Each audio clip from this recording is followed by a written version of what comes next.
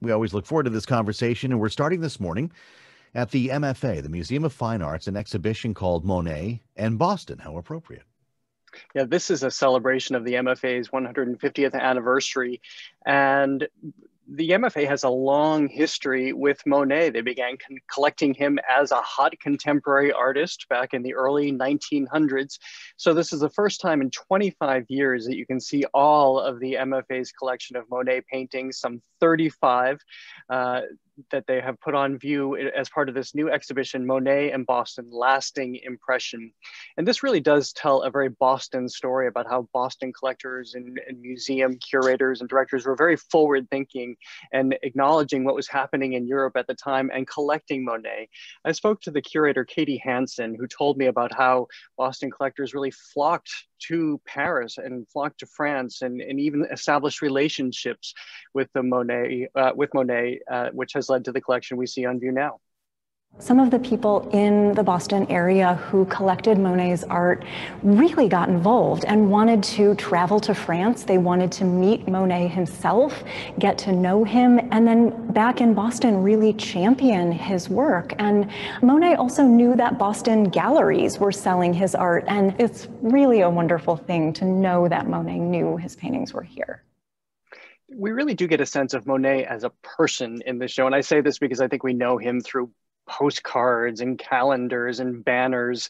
But to see the show laid out here is just absolutely absorbing. First of all, you walk into the exhibition gallery and you see video of Monet from 1915. He's actually a man. He's not just this icon here walking around. You see him painting, you see his little dog, he's smoking. And the video ends and you have this dramatic entrance into the gallery.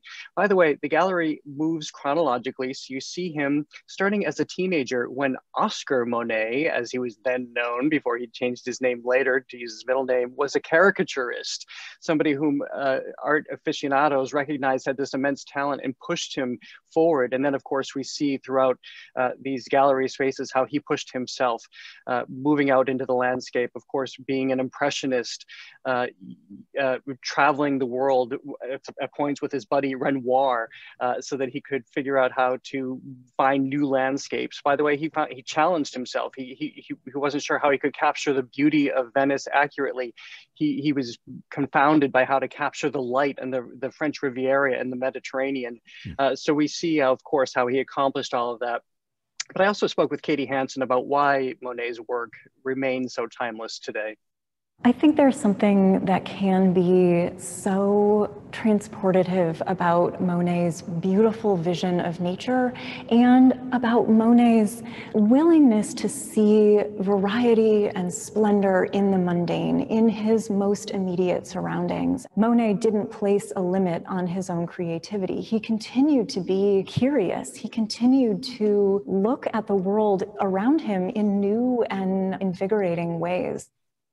As far as Boston goes, Jared, what was the Boston art scene like at the time? Was it known around the country for being substantive?